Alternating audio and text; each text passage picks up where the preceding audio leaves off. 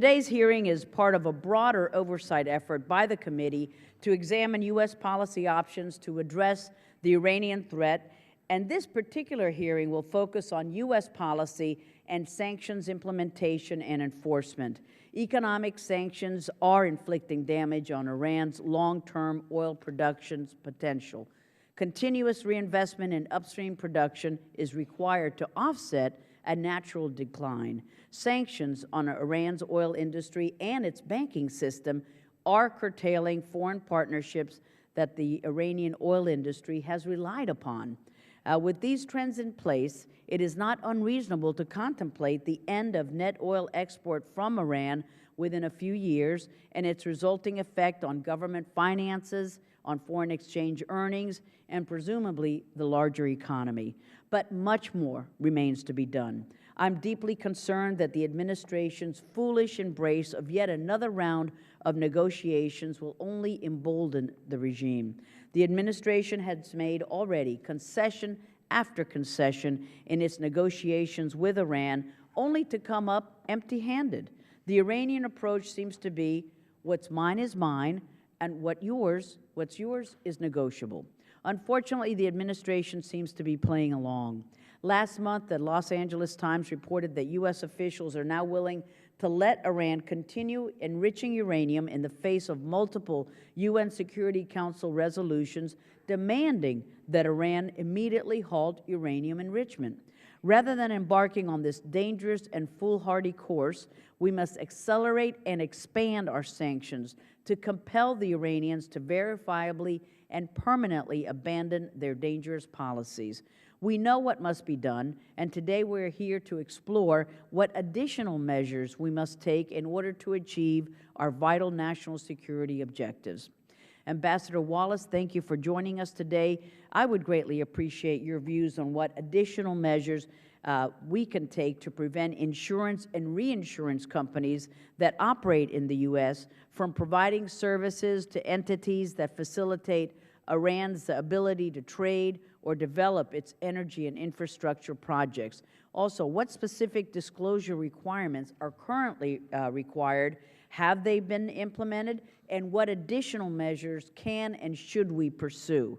What additional measures beyond sanctioning the National Iranian Tanker Corporation do you recommend taking to effectively sanction the Iranian energy sector, both crude oil and downstream petrochemical products? Additionally, we have previously discussed the idea of mandating that automakers receiving federal government contracts must certify with the U.S. Department of Transportation that they are not engaged with business in Iran or engaged in the implementation or of any agreement with Iranian entities. So if you could elaborate on your estimates of the impact that this action would have on the coffers of the regime.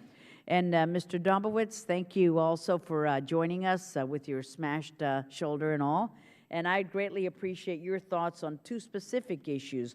With respect to sanctions against Iranian shipping, you state in your testimony that, quote, sources reveal that China in the past few weeks has engaged in covert purchases of Iranian oil, estimated to be about 1 million barrels in excess of their committed purchased volumes under agreement between Chinese traders and the National Iranian Oil Company, end quote. You said that this may be one reason for the Iranian decision to turn off their ship locating systems so that Western authorities cannot track those shipments. And lastly, you state Iran may also be reluctant to expose the extent of their floating storage, which is a sign of the difficulty they may be facing in selling their oil. Now, Iranian tankers have been turning off their onboard vessel tracking system, even though the International Maritime Organization requires that those systems stay on. Can multilateral actions be taken against the National Iranian Tanker Company to penalize Iran for its activities? And what specific role does the National Iranian Tanker Company play within the IRGC supply chain? And additionally, you recommend that the United States pass measures to establish the U.S. as an Iranian oil-free zone to provide U.S. leverage in enforcing the EU oil embargo. What is the projected impact of this course of action on the regime's finances? And could you also comment on the possible impact of integrating prohibitions on the purchases of Iranian oil future contracts into the Iranian Sanctions Act structure? And Mr. TK, you make the cogent observation in your written testimony that a multi-staged diplomatic process plays into the Ayatollah's inclination to simply muddle through, or to quote you, as he can trade some modest compromises for a measure of sanctions relief. You add that this helps the regime protect the essential aspects of its nuclear program while gaining some breathing room. If you could expand upon your statement, and what modest compromises do you believe the Iranians will attempt to trade for this sanctions relief? What are the essential aspects of the nuclear program, and what measures do you recommend that Congress takes to counter these efforts? Unfortunately, time is of the essence, and this year may mark our last chance to prevent Iran from crossing the nuclear threshold. History has taught us that failing to act and relying on hope when threatened by a deadly foe like Iran usually ends in an avoidable tragedy. Iran's nuclear weapons program, its unconventional and ballistic missile development programs, and its political and military involvement across the Middle East and South Asia, and indeed in our own hemisphere, is a force to be reckoned with.